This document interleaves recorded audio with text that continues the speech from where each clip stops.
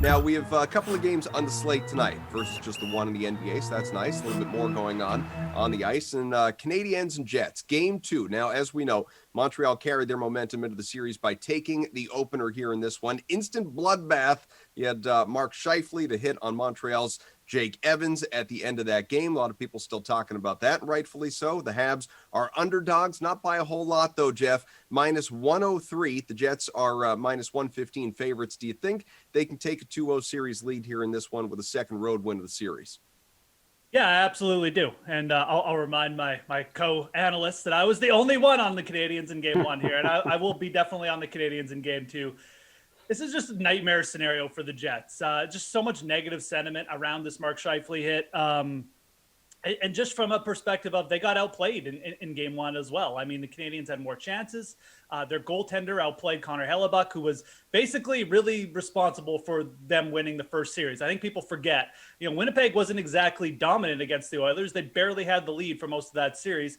They just really got all the saves and scored the OT winners. I think Montreal is the better team here. I think Carey Price, as the veteran leader on that team, is going to be absolutely massively motivated to just put up a statement performance. And I think Montreal, as the underdog play, offers good value.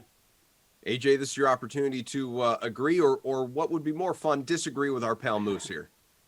Well, I'll definitely disagree that Montreal is a better team here when Mark Scheifele is in the lineup. I think they have a better top 6 across the board here with him. Now, without him, I'm not surprised to see the line at minus 103 for the Canadiens, and I think that's the better bet tonight and even moving beyond into those next 4 games, because without Scheifele, you're suddenly Pierre-Luc Dubois is maybe going to be your number 1 center. We haven't really seen line combinations of what that might be.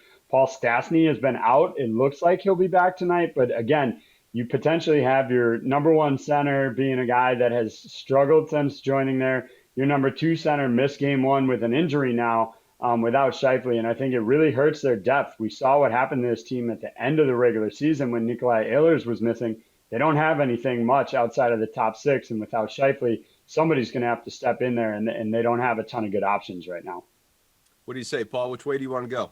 Look, the Jets are definitely going to be hampered by the loss of Scheifele for the next 4 games, giving them a great chance to take control of the series. This may well be how things play out, but I expect the Jets will fight back tonight because I believe they still have the firepower to compete on an even level with the Montreal offense, at least on their home ice. And the key will be Hellebuck, though, in the nets. He had a rough start after a long layoff, allowing 3 first-period goals. I think he's going to be more prepared to play this evening in a game the Jets absolutely have to win, and he'll be a major reason why they do.